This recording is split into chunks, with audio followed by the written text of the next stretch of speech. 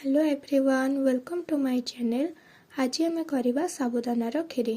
साबुदाना खीरी करवा बहुत सिंपल और बहुत कम इंग्रेडिएंट कम टाइम रे भी हो जाए और खाइबा को भी बहुत टेस्टी होता है। साबुदाना खीरी करने फास्ट आम साबुदाना को 2 ରୁ 3 घंटा भेदेवा छाड़ीदबा। साबुदाना भेदिबा भितर आम कड़े घी नहीं से ड्राई फ्रूट्स को भाजीदबा। ड्राई फ्रूट्स भाजा होता घी आम साबुदाना को पकाई 2 ରୁ 3 मिनट भाजीदबा। 2 ରୁ 3 मिनट भाजी सारिबा परे आमे सेतिरे क्षीर देई ताको बहलिया हेबा पर्यंत गोलेबा। खीरी बहलिया हो सारिबा परे आपणक मन पसंद किछि भी मिठा ऐड करि परिबे। मु एठी चीनी ऐड करूची। चीनी ऐड करि सारिबा परे सेथिरे गुजराती गुंड ओ ड्राई फ्रूट्स भजा ड्राई फ्रूट्स को पकई गोले दबा। एबे हमर रेडी हो गला साबुदाना खीरी।